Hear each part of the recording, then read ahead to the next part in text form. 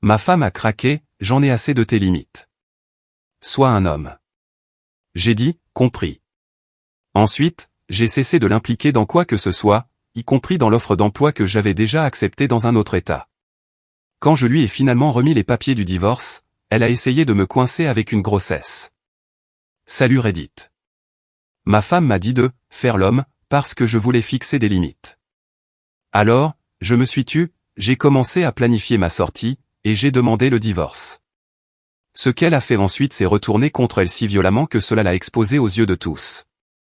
Prenez votre popcorn et profitez du spectacle. Je m'appelle Brian, 34 ans, un homme. Mon téléphone vibre sur le comptoir de la cuisine. Le nom de Catherine clignote sur l'écran. C'est le 9e appel aujourd'hui. Je le regarde sonner et je laisse la messagerie prendre le relais. Elle n'arrête pas d'appeler ces derniers temps, comme si elle pensait que le temps pouvait remonter en arrière si elle essayait assez fort. Il a fallu 11 mois pour en arriver là, mais je m'avance un peu trop. 3 ans de mariage.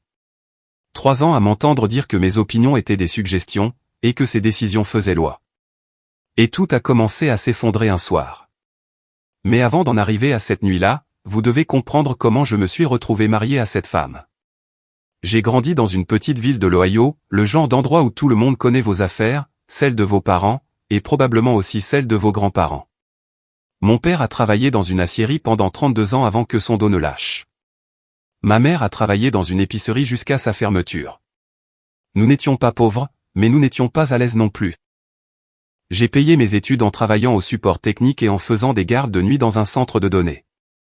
J'ai passé 4 ans à répondre aux appels de gens qui n'arrivaient pas à comprendre pourquoi leur imprimante ne fonctionnait pas. La réponse était généralement qu'elle n'était pas branchée. J'ai appris la patience avec ce boulot. J'ai obtenu mes certifications une par une, tout en vivant de nouilles instantanées et de boissons énergisantes bas de gamme. À 28 ans, j'étais ingénieur réseau senior dans une société de services financiers de taille moyenne.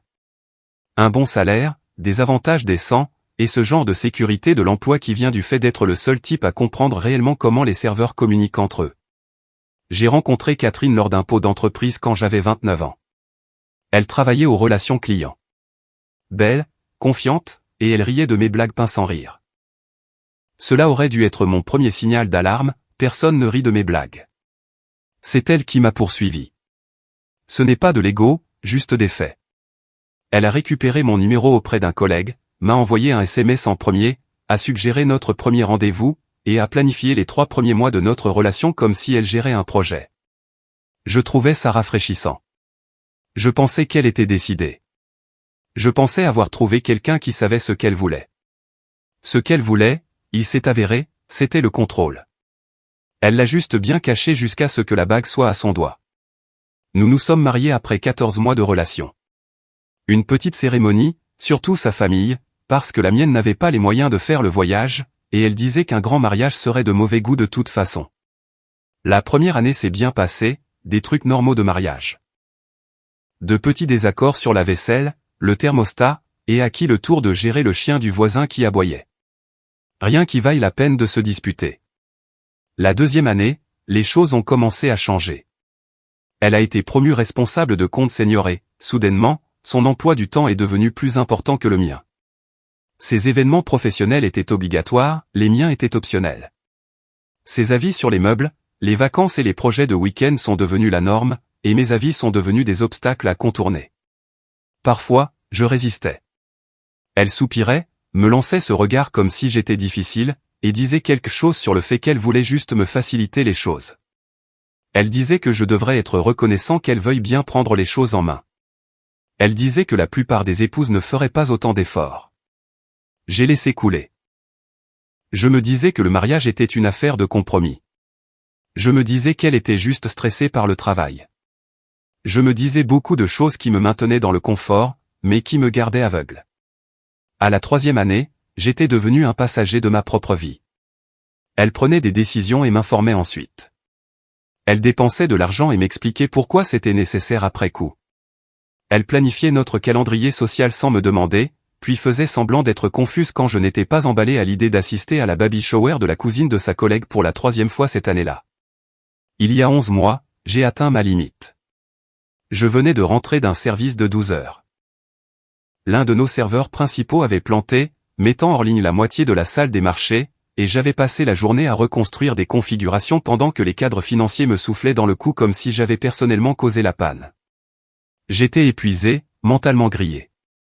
Je voulais m'asseoir, manger quelque chose, et fixer un mur pendant 1 heure. Au lieu de cela, je suis tombé dans une embuscade. Catherine était à la table de la cuisine avec son ordinateur portable ouvert, entourée de devis d'entrepreneurs et d'échantillons d'armoires. Elle a à peine levé les yeux quand je suis entré. J'ai validé la rénovation de la cuisine, a-t-elle dit, continuant à faire défiler les options de carrelage. Il commence la démolition lundi prochain. Je me suis arrêté dans l'embrasure de la porte. Quoi? On avait convenu d'attendre l'année prochaine. Attendre est inutile. L'entrepreneur avait un créneau et je l'ai bloqué. Elle m'a enfin regardé.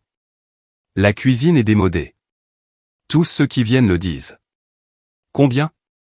22,000, j'ai versé 8,000 d'acompte depuis le compte joint. Non remboursable. 8,000 $ de nos économies communes pour une rénovation que nous avions spécifiquement convenu de reporter. Tu as versé 8 000 $ sans me demander? Je te le dis maintenant, non. Ça comptait parce qu'on avait convenu d'attendre. Parce que j'avais prévu d'utiliser une partie de cet argent pour rembourser le prêt de la voiture plus tôt.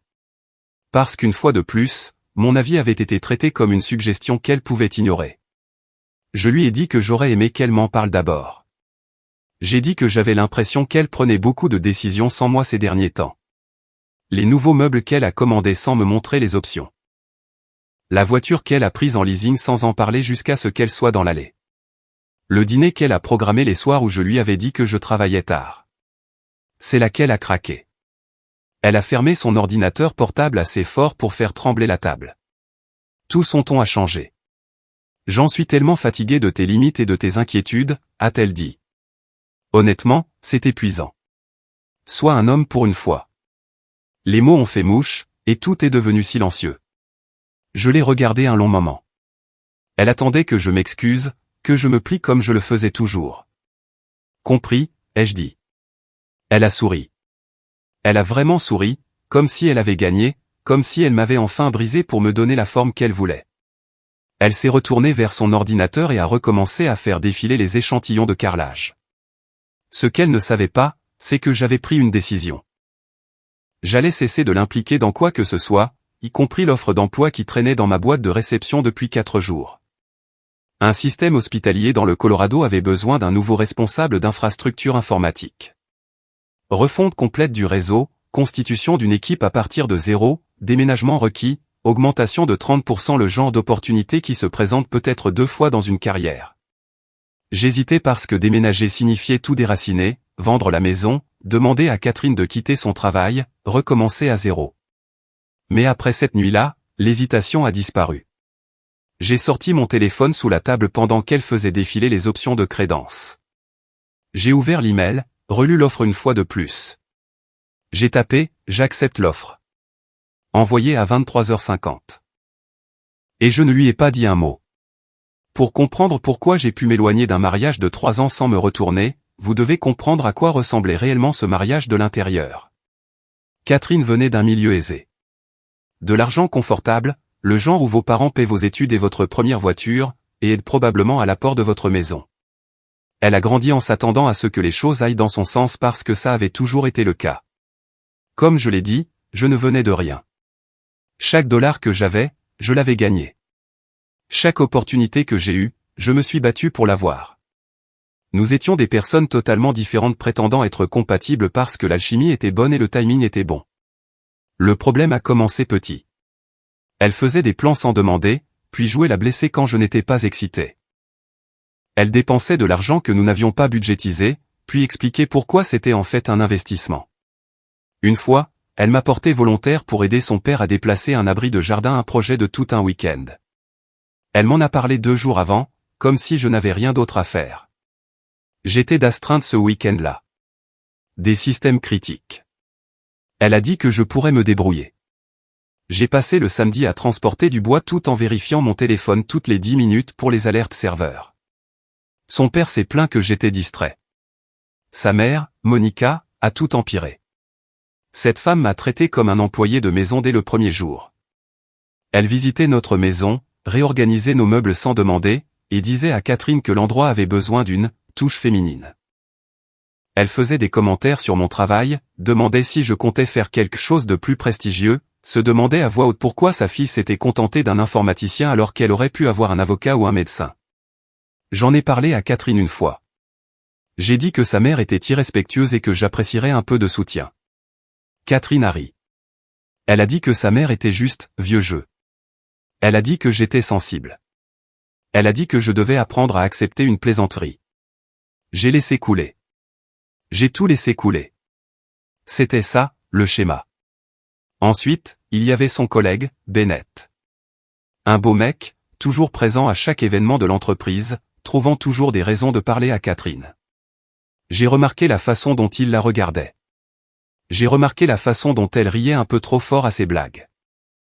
J'ai remarqué les soirées tardives au bureau qui ont commencé à se produire plus souvent vers le 18e mois de notre mariage. Je lui ai posé la question une fois, nonchalamment, demandant juste si Bennett avait un comportement approprié. Elle a levé les yeux au ciel. Elle a dit que j'étais paranoïaque. Elle a dit que Bennett était juste amical. Elle a dit qu'elle n'arrivait pas à croire que je l'accuserais d'une chose pareille. Je ne l'accusais de rien, je posais une question. Le vrai réveil a eu lieu 6 mois avant l'histoire du « Sois un homme ». Mon meilleur ami de fac, Dominique, est venu nous rendre visite pour un week-end. C'était le genre de gars qui t'aiderait à déménager un canapé à 2 heures du matin sans jamais en reparler. Solide, fiable. Catherine l'a détesté tout de suite. Elle se plaignait qu'il était trop bruyant. Elle se plaignait qu'il mangeait trop de notre nourriture. Elle se plaignait qu'on passait trop de temps à jouer aux jeux vidéo au lieu de faire quelque chose de productif. La deuxième nuit de sa visite, elle m'a pris à part et a dit qu'elle ne voulait plus qu'il reste chez nous. Elle a dit qu'il avait une mauvaise influence. Elle a dit que je devais dépasser ce genre d'amitié. Dom a tout entendu à travers le mur. Il est parti le lendemain matin, m'a dit qu'il comprenait, et m'a dit de l'appeler quand j'aurais compris les choses. Je ne l'ai pas appelé. J'étais trop embarrassé, trop enfoncé dans le brouillard pour voir ce qui se passait.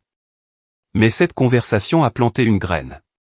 Et au cours des 6 mois suivants, cette graine a commencé à germer. J'ai commencé à faire attention. J'ai commencé à remarquer comment chaque décision finissait d'une manière ou d'une autre par être sa décision. J'ai commencé à remarquer comment mes besoins étaient toujours négociables et les siens toujours non négociables. J'ai commencé à remarquer à quel point j'étais devenu isolé, comment j'avais cessé de voir des amis, cessé d'avoir des loisirs, cessé d'être quiconque sauf le mari de Catherine. Au moment où elle m'a dit « Sois un homme », j'étais déjà à moitié dehors. Ce soir-là, quelque chose a fait clic. L'offre d'emploi du Colorado n'était pas juste une opportunité, c'était une voie de sortie, et j'allais la prendre. Le lendemain matin après avoir accepté le poste au Colorado, je me suis réveillé à 5 heures. Catherine dormait encore, rêvant probablement de sa nouvelle cuisine. J'ai fait du café, je me suis assis à la table de la cuisine, et j'ai commencé à construire ma stratégie de sortie.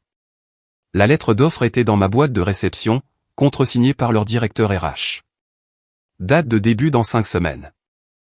Forfait de déménagement inclus. J'ai tout téléchargé, sauvegardé dans un dossier crypté sur mon cloud personnel, et commencé à faire des listes, séparation financière, logement, consultation juridique, dépôt de divorce, collecte de preuves, calendrier. J'avais 5 semaines pour démanteler un mariage de 3 ans sans que Catherine ne s'en aperçoive.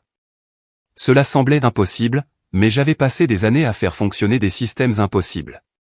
Ce n'était qu'un autre projet avec une date limite stricte. Catherine est descendue à 8 heures, déjà sur son téléphone. Elle m'a demandé si je pouvais récupérer son pressing en rentrant. Bien sûr, ai-je dit. Elle a fait une pause. Tu es conciliant. J'aime ça. Je n'ai rien dit. Je n'avais plus rien à lui dire. Cette semaine-là, j'ai ouvert un nouveau compte courant dans une banque dont elle ignorait l'existence. J'ai redirigé mon virement de salaire. J'ai commencé à tout documenter. Chaque transaction financière, chaque actif, chaque dette. J'ai sorti 3 ans de relevés bancaires et de relevés de cartes de crédit. J'ai fait des copies des documents hypothécaires, des titres de voiture, des polices d'assurance. J'ai aussi appelé mon cousin Riz. Il était avocat en droit de la famille à Cincinnati. Nous n'étions pas proches, mais le sang est le sang, et j'avais besoin de quelqu'un qui connaissait le système. Je lui ai donné la version courte, femme dominatrice, 3 ans de mariage, pas d'enfant. Je voulais en sortir proprement. Riz est resté silencieux un moment. Tu es sûr de toi? Le divorce n'est pas quelque chose qu'on peut annuler. Je lui ai dit que j'étais sûr. Je lui ai parlé du commentaire, sois un homme. Je lui ai parlé des 3 années où je me suis fait écraser. Je lui ai dit que j'avais déjà accepté un emploi dans un autre état. Il a sifflé doucement. Bon sang, tu ne plaisantes pas, j'ai dit que j'avais fini de plaisanter. Riz m'a expliqué les bases. Notre état autorisait le divorce sans faute. Sans enfant et avec des actifs relativement simples, cela pouvait être rapide si les 2 parties coopéraient. Il a dit que la maison devrait probablement être vendue et partagée. Il a dit de tout documenter et de garder ma bouche fermée jusqu'à ce que les papiers soient prêts. J'ai suivi ses conseils. Pendant 3 semaines, j'ai été le mari parfait, agréable, plaisant, invisible. Je disais oui à tout. Je souriais à ses blagues. Je complimentais ses tenues. J'ai si bien joué le rôle qu'elle a commencé à devenir soupçonneuse dans le sens inverse, me demandant pourquoi j'étais si gentil. Je lui ai dit que j'avais réfléchi à ce qu'elle avait dit. Elle a tout gobé. Elle a même dit à sa mère que je revenais enfin à la raison. J'ai trouvé un appartement dans le Colorado en ligne, un 2 pièces près du campus hospitalier, disponible immédiatement. L'immeuble n'avait rien de spécial, mais il avait un parking sécurisé, une laverie sur place, et surtout, il était à 1,400 km de Catherine. J'ai rempli le dossier pendant mes pauses déjeuner, utilisé mon nouveau compte bancaire pour la caution, et signé le bail en une semaine. Le propriétaire n'a pas posé de questions. Il voulait juste le premier mois de loyer et une preuve d'emploi. Je lui ai donné les 2. Le plus dur, c'était la maison. Nous l'avions achetée ensemble, les 2 noms sur l'hypothèque. Je ne pouvais pas la vendre sans sa signature, et je n'essayais rien de voler. Je voulais juste en sortir proprement. Riz s'est occupé de cette partie. Il a rédigé des papiers de divorce proposant de vendre la maison et de partager l'équité la 50-50e. Juste, direct. J'ai imprimé les papiers et je les ai gardés dans mon sac d'ordinateur, attendant le bon moment. Puis, au cours de la 4e semaine de mon plan de sortie, Catherine a lâché une bombe. C'était un mardi soir. J'étais dans le bureau à la maison, faisant semblant de travailler tout en finalisant la logistique du déménagement. Catherine a frappé à la porte, ce qui était inhabituel. Normalement, elle entrait comme si elle était propriétaire des lieux. Elle s'est assise en face de moi, les mains jointes sur ses genoux. Elle avait l'air nerveuse. Également inhabituelle. J'ai quelque chose à te dire, a-t-elle dit. Mon estomac s'est noué.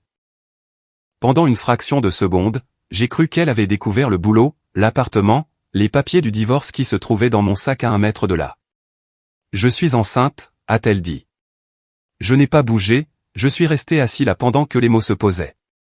Je l'ai découvert la semaine dernière, a-t-elle continué. Je voulais attendre d'être sûr avant de te le dire. Je sais que les choses ont été tendues ces derniers temps, mais ça change tout, non? Nous allons être une famille. Elle souriait, pleurant un peu l'image parfaite de la future mère heureuse. Et je ne croyais pas un seul mot. C'était peut-être le timing. C'était peut-être le fait que nous n'avions pratiquement pas eu d'intimité depuis des mois. C'était peut-être les 3 années passées à apprendre que les annonces de Catherine venaient généralement avec des conditions. Mais quelque chose là-dedans sonnait faux. De combien, ai-je demandé. Environ 6 semaines, a-t-elle répondu. J'ai fait le calcul dans ma tête. Il y a 6 semaines, c'était pile au moment où elle avait commencé à rentrer tard du travail régulièrement. Pile au moment où les SMS de Bennett devenaient plus fréquents. Pile au moment où elle a commencé à chercher des disputes avec moi pour rien. Presque comme si elle cherchait des raisons d'être en colère.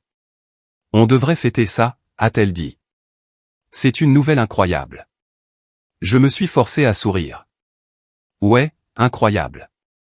Cette nuit-là, je suis resté éveillé jusqu'à 3 heures du matin à faire tourner des scénarios. Soit elle disait la vérité et j'étais sur le point d'abandonner ma femme enceinte, soit elle mentait sur la grossesse pour me piéger, soit elle était enceinte, mais ce n'était pas de moi. Bennett, les nuits tardives, la façon dont elle se mettait sur la défensive chaque fois que je posais des questions. J'avais besoin d'informations et je devais être intelligent pour les obtenir. Le lendemain matin, j'ai appelé Riz, je lui ai parlé de la grossesse. Longue pause. Eh bien, ça complique les choses. Je lui ai dit que je n'étais pas sûr de la croire. Je lui ai parlé du timing, de Bennett, de mon instinct qui me disait que quelque chose clochait. Riz a soupiré. Écoute, s'il y a un bébé et qu'il est de toi, partir te fera passer pour un monstre au tribunal. S'il n'y a pas de bébé ou s'il n'est pas de toi, elle s'en sert comme levier. Quoi qu'il en soit, tu as besoin de preuves avant de faire quoi que ce soit. Il avait raison. Je ne pouvais pas demander le divorce avec une annonce de grossesse planant au-dessus de tout. L'image serait dévastatrice, mais je ne pouvais pas non plus simplement la croire sur parole. Fais en sorte qu'elle te montre une confirmation, a dit Riz. Rendez-vous chez le médecin, échographie, quelque chose d'officiel. Et si elle est vraiment enceinte et que tu as des doutes sur la paternité, on pourra régler ça après la naissance avec un test ADN. Je l'ai remercié et j'ai raccroché. Ce soir-là, j'ai demandé à Catherine si elle avait déjà vu un médecin. J'ai un rendez-vous la semaine prochaine, a-t-elle dit. Tu pourrais venir si tu veux. Je veux, ai-je dit. Elle a eu l'air surprise, presque déçue. Le rendez-vous était le jeudi suivant. J'ai pris mon après-midi, je l'ai conduite chez le gynécologue, et je me suis assis dans la salle d'attente, me demandant si toute ma vie était sur le point d'imploser. L'échographie l'a confirmé. Elle était enceinte, d'environ 7 semaines. Catherine pleurait des larmes de joie. Le médecin nous félicitait. J'ai serré des mains, j'ai souri et j'ai dit toutes les choses qu'il fallait dire. Mais dans ma tête, j'étais déjà en train de recalculer.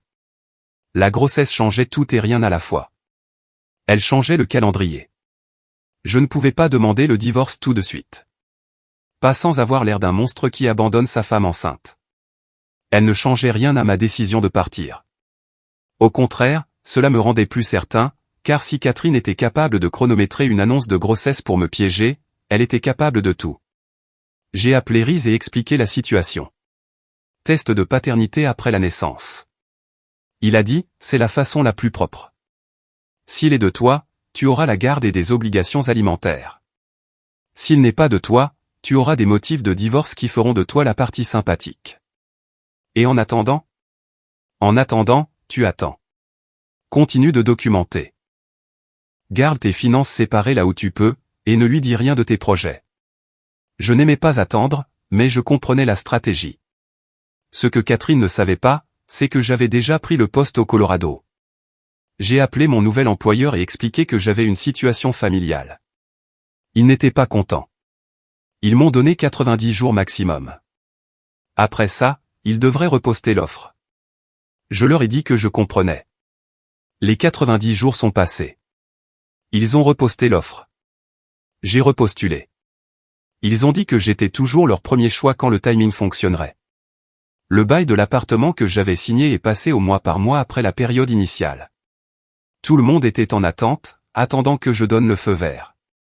J'ai passé les 7 mois suivants à être le futur père modèle. Je suis allé à tous les rendez-vous. J'ai monté les meubles de la chambre de bébé sans me plaindre. J'ai peint la chambre du bébé en jaune doux parce que Catherine disait que le vert était trop à la mode. Je faisais semblant de lire des livres de prénoms tout en recherchant en fait les lois sur les tests de paternité sur mon téléphone. Catherine s'épanouissait. Elle adorait l'attention. Elle adorait poster des photos d'échographie en ligne. Elle adorait dire à tout le monde à quel point nous étions excités de fonder une famille. Pendant ce temps, je construisais mon dossier. J'ai vérifié nos relevés téléphoniques. Catherine envoyait des SMS à Bennett des dizaines de fois par semaine depuis 4 mois. Des appels tardifs durant 20, 30, 40 minutes. Je ne pouvais pas voir le contenu, mais le schéma était évident. J'ai vérifié son calendrier qu'elle synchronisait sur notre cloud partagé. Plein de soirées de travail tardives qui ne correspondaient à aucun événement de l'entreprise que je pouvais vérifier via l'agenda public de sa firme. Elle avait des dîners clients le mardi soir alors que sa firme n'avait aucun événement client prévu. Elle avait des réunions d'équipe qui duraient jusqu'à 21h alors que son équipe partait habituellement à 17h. Les incohérences étaient partout une fois que j'ai commencé à chercher. J'ai vérifié nos relevés de cartes de crédit, des dîners dans des restaurants qu'elle n'avait jamais mentionnés, une note d'hôtel boutique en ville qu'elle n'a jamais expliquée. Des trajets Uber vers des quartiers où elle n'avait aucune raison d'aller. J'ai fait des captures d'écran de tout, sauvegardé dans mon dossier crypté, construit une chronologie qui brossait un tableau très clair. Dom était de retour dans ma vie à ce stade. Je l'avais finalement appelé 6 mois après qu'elle l'ait mis à la porte de notre maison et je lui ai tout raconté. Il n'a pas dit, je te l'avais bien dit. Il a juste demandé ce qu'il pouvait faire pour aider. Il a conduit 6 heures un samedi pour m'aider à déplacer des cartons vers un garde-meuble que j'avais loué. Nous l'avons fait pendant que Catherine était à une baby shower, chargeant ma voiture de livres, de vêtements et du peu de choses auxquelles je tenais vraiment. Et si le gosse est de toi, a-t-il demandé. J'ai fermé la porte du box et enclenché le cadenas. Alors je m'arrangerai pour la garde et je paierai la pension. Mais je pars quand même. Cette partie-là ne change pas, il a hoché la tête. Il n'a pas insisté. Le bébé est né début mars. Une fille, 3,3 kg. Catherine l'a nommée Audrey. Je l'ai tenue dans la chambre d'hôpital et je n'ai rien ressenti. Je ne pouvais pas tisser de lien avec un enfant qui pouvait ne pas être le mien. Pas tant que je ne connaissais pas la vérité. 3 jours après avoir ramené Audrey à la maison, j'ai interrogé Catherine sur un test de paternité. Nous étions dans le salon. Elle était sur le canapé, épuisée par une tétée tardive, faisant défiler son téléphone pendant que le bébé dormait. J'étais debout près de la fenêtre, attendant le bon moment. Je veux un test de paternité, ai-je dit.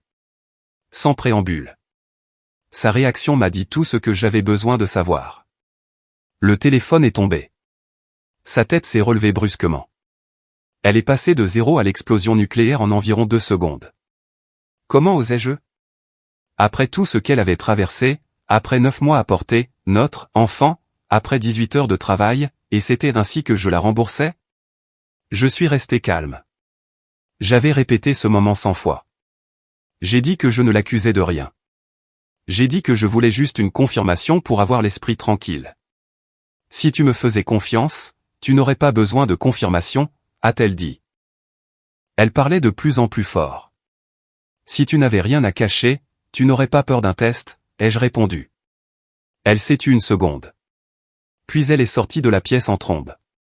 Nous ne nous sommes pas parlé pendant 2 jours. Le 3e jour, je lui ai dit que je demandais le divorce et que j'exigeais un test de paternité ordonné par le tribunal dans le cadre de la procédure. L'expression sur son visage valait chaque instant passé à me demander si j'étais fou ou si elle était juste aussi douée pour mentir. Eh bien, elle était juste aussi douée pour mentir, mais pas assez. Catherine a tout essayé pour arrêter le divorce. Elle a pleuré. Elle a supplié. Elle a menacé. Elle a appelé sa mère, qui m'a appelé pour me faire la morale pendant 20 minutes sur les valeurs familiales, l'engagement et comment je jetais mes responsabilités d'homme. Elle a appelé ma mère. Ça s'est retourné contre elle en beauté. Ma mère, qui avait rencontré Catherine exactement 3 fois et l'avait appréciée exactement 0 fois, lui a dit poliment qu'elle aurait dû penser à l'engagement avant de traiter son fils comme un meuble. Puis elle a raccroché et m'a appelé pour me dire qu'elle était fière que j'ai enfin trouvé du courage. Quand l'émotionnel a échoué, Catherine est passée à la guerre stratégique. Elle a dit à tout le monde que j'avais abandonné ma fille nouveau-née. Elle a posté sur les réseaux sociaux qu'elle était une mère célibataire parce que son mari ne pouvait pas assumer ses responsabilités. Elle m'a dépeint comme le méchant dans chaque conversation. L'histoire s'est répandue vite. Des amis communs ont commencé à m'envoyer des SMS pour demander ce qui se passait. Sa famille m'envoyait des messages me traitant de tous les noms possibles sans techniquement jurer. Même certains de mes collègues ont entendu des rumeurs. Je n'ai rien dit. Je l'ai laissé construire son récit parce que je savais que la vérité arrivait et qu'elle allait frapper comme un train lancé à pleine vitesse. Le tribunal a ordonné le test de paternité. Catherine s'est battue avec acharnement. Elle a prétendu que c'était invasif, une attaque contre son intégrité. Le juge s'en fichait. Frottis buccal, paperasse, résultat sous 10 jours ouvrables. Ces 10 jours ont été les plus longs de ma vie. Catherine est passée de confiante à nerveuse, puis à la limite de la frénésie. Les premiers jours, elle jouait encore l'offensive. Mais au fil des jours, le désespoir a commencé à s'installer. Elle a commencé à m'appeler constamment, non pas pour se battre, mais pour négocier. Le 4e jour, elle a proposé d'abandonner le divorce si j'abandonnais la demande de paternité. Le 6e jour, elle m'a offert la maison, libre de toute dette. Le 8e jour, elle a proposé de me donner la garde complète si j'arrêtais simplement le test. La garde complète d'un enfant qu'elle prétendait être le mien, mais dont elle ne voulait pas que je vérifie la paternité. Les offres n'avaient aucun sens, à moins qu'elle n'ait quelque chose d'énorme à cacher. Je n'ai répondu à rien de tout cela. J'avais attendu des mois. Je pouvais attendre 10 jours de plus. Dom est venu pour le week-end pendant que nous attendions. Il a dit qu'il voulait être là quand l'appel arriverait, d'une manière ou d'une autre. Nous nous sommes assis sur le balcon du logement temporaire que j'avais loué près du travail, mangeant des plats à emporter et regardant le coucher de soleil sur le parking. Les résultats sont arrivés un jeudi après-midi. Riz m'a appelé au travail. « Tu n'es pas le père ?» a-t-il dit. Je me suis assis dans mon fauteuil de bureau, le téléphone pressé contre l'oreille, et j'ai ressenti quelque chose que je n'avais pas ressenti depuis des années. Le soulagement. Juste un pur et immense soulagement. Comme si un poids que je ne savais même pas porter venait de disparaître. Nous avons des motifs de divorce pour infidélité, a continué Riz. Avec la preuve ADN, sa crédibilité est détruite. Elle a menti sur le fait que la grossesse était de toi. Elle a essayé de te piéger avec l'enfant d'un autre homme. Aucun juge ne la verra d'un bon œil après ça. J'ai demandé quelles étaient les prochaines étapes. On dépose les papiers mis à jour. On pousse pour une résolution rapide. Vu les circonstances, je dirais qu'on peut boucler ça en 60 jours, peut-être moins. Je l'ai remercié et j'ai raccroché. Puis j'ai passé l'appel que j'attendais de passer depuis presque un an, le poste au Colorado. Il l'avait reposté 2 fois depuis que j'avais accepté la première fois, mais il me tenait au courant. Quand je leur ai dit que j'étais libre de déménager, ils ont accéléré l'offre. Date de début dans 3 semaines. J'ai appelé une entreprise de déménagement cet après-midi-là. Le samedi convenait. Catherine avait prévu de rendre visite à sa mère ce week-end-là. Une histoire de famille qu'elle avait mentionnée quelques jours plus tôt. Samedi matin, je l'ai regardée sortir de l'allée. J'ai attendu que sa voiture disparaisse. Puis j'ai ouvert la porte au déménageur. 4 heures plus tard, la maison était à moitié vide, et j'étais déjà à 300 km à l'ouest sur l'autoroute. Catherine est rentrée chez elle pour trouver des murs nus, des meubles manquants, et une enveloppe sur le comptoir de la cuisine. À l'intérieur, il y avait un mot, « Tu recevras les papiers lundi. » Riz est la seule personne que tu dois appeler. Elle m'a appelé 47 fois cette nuit-là. Je n'ai pas répondu. Puis j'ai appelé Dom, pas de moi, ai-je dit. Il est resté silencieux une seconde. Puis il a ri. Mec, va faire la fête. Tu viens d'éviter une balle de la taille d'un bus scolaire. Je n'ai pas fait la fête. Je suis retourné au travail, j'ai fini mon service, je suis allé à mon appartement, et je me suis assis dans le noir pendant 1 heure, laissant juste l'information pénétrer. Catherine avait essayé de me piéger avec le bébé d'un autre homme. Elle m'avait menti en face pendant des mois. Elle avait construit toute une histoire me peignant comme un père démissionnaire alors qu'elle savait pertinemment que cet enfant n'était pas le mien. Et maintenant, tout le monde allait le découvrir. Lorsque les résultats ADN ont été versés au dossier du tribunal, l'histoire soigneusement construite par Catherine a commencé à s'effondrer. Pas tout d'un coup, juste morceau par morceau. Alors que les gens commençaient à poser des questions auxquelles elle ne pouvait pas répondre, le récit s'est propagé.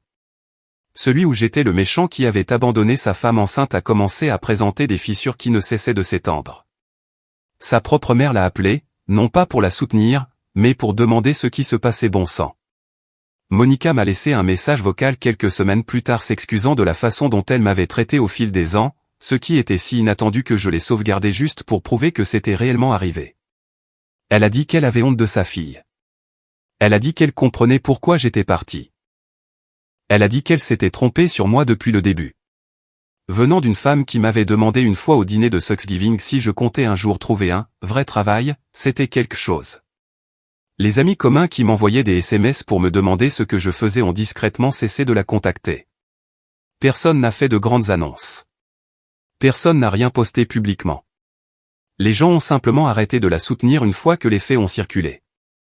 Les collègues qui avaient entendu des rumeurs sur mon abandon de famille ont commencé à garder leur distance une fois que la vraie histoire s'est répandue par la rumeur au bureau.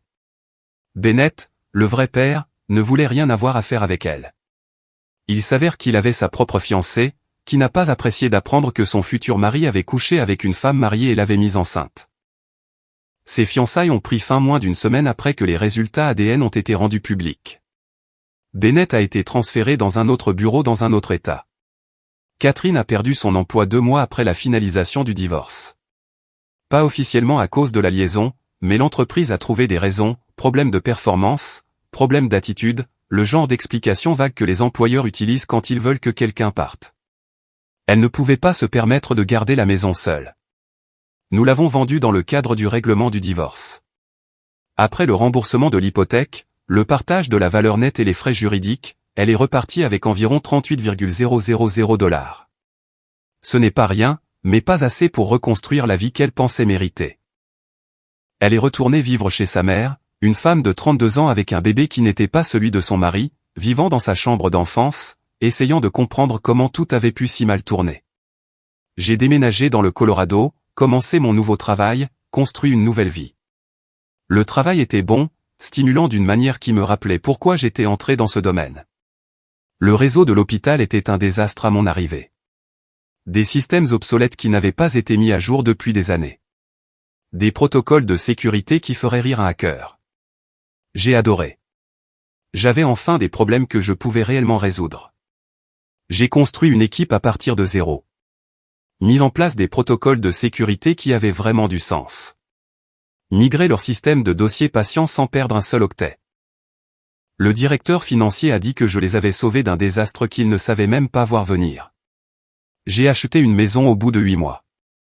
Un petit endroit, bon quartier, vue sur la montagne depuis la terrasse arrière. J'ai commencé la randonnée le week-end. Je me suis mis au travail du bois parce que j'avais enfin un garage et personne pour me dire que c'était trop bruyant.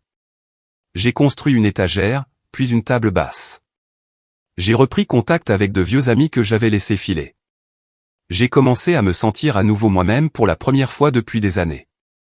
Dom m'a rendu visite quelques fois cette première année. On finissait sur la terrasse jusqu'à minuit à parler de rien d'important. Riz m'a envoyé les papiers finaux du divorce 10 semaines après les résultats ADN.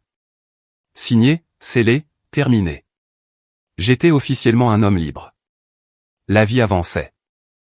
Le ciel du Colorado était plus grand que tout ce que j'avais connu dans l'Ohio. L'air était plus pur. Les gens s'occupaient de leurs affaires. Je pouvais passer des week-ends entiers sans parler à personne et cela ressemblait à la liberté.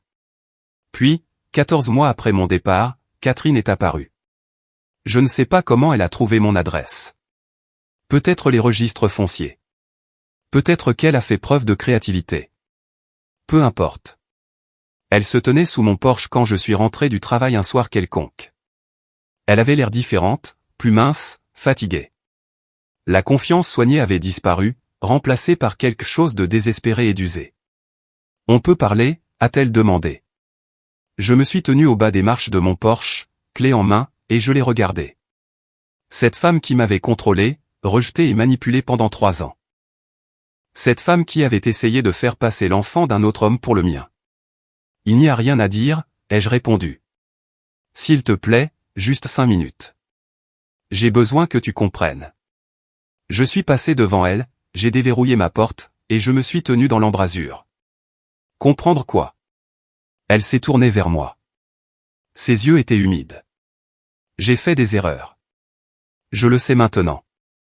J'étais dominatrice, je ne t'appréciais pas et je t'ai pris pour acquis, mais j'ai changé. J'ai travaillé sur moi-même. Tant mieux pour toi, ai-je dit. Je suis sérieux.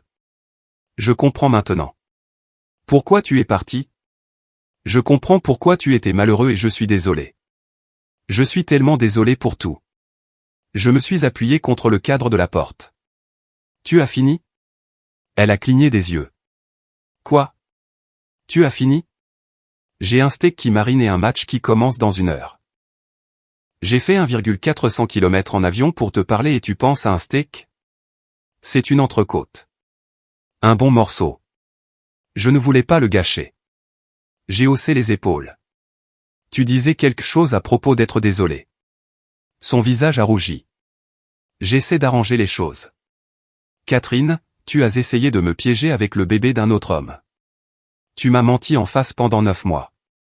Tu as dit à tout le monde que j'avais abandonné mon enfant alors que tu savais dès le début qu'elle n'était pas de moi, et maintenant tu veux arranger les choses. À quoi cela ressemble-t-il exactement dans ta tête? Elle a tressailli. J'avais peur. Je ne savais pas quoi faire d'autre. Je pensais que si tu croyais que le bébé était de toi, tu resterais. Je pensais qu'on pourrait surmonter ça. Surmonter le fait que tu couches avec Bennett? C'était une erreur. Une seule erreur. C'est beaucoup d'engagement pour une erreur. Elle s'est rapprochée. Je sais que je ne mérite pas une autre chance.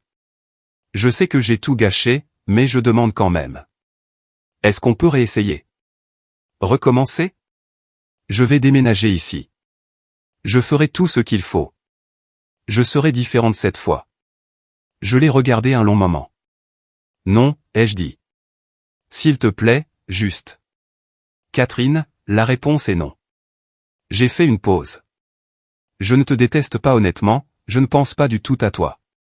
Tu es juste quelqu'un que je connaissais. Elle m'a fixé comme si je l'avais giflé. Tu devrais y aller, ai-je dit. Il y a probablement un vol retour pour l'Ohio ce soir si tu te dépêches. Regarde peut-être l'application pendant que tu conduis.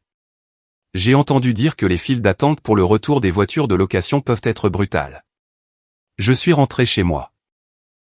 Avec mes meubles, ma vue et ma vie que j'avais construite sans elle. Tu voulais un homme qui prenne des décisions, ai-je dit. Félicitations. J'en ai pris une. J'ai fermé la porte. Par la fenêtre, je l'ai regardé rester sur mon porche pendant presque une minute entière, en train de réaliser. Réalisant qu'il n'y avait plus d'angle d'attaque, plus de manipulation qui fonctionnerait, plus de larmes qui changeraient quoi que ce soit. Finalement, elle est retournée à sa voiture de location. Elle s'est assise derrière le volant pendant quelques minutes, pleurant probablement, inventant probablement déjà une nouvelle histoire sur la façon dont j'étais froid et sans cœur et refusais de lui pardonner. Elle trouverait un moyen de se faire passer pour la victime à nouveau, parce que c'est ce qu'elle faisait toujours. Je m'en fichais. Je suis allé à l'intérieur, j'ai assaisonné mon entrecôte, et j'ai allumé le grill.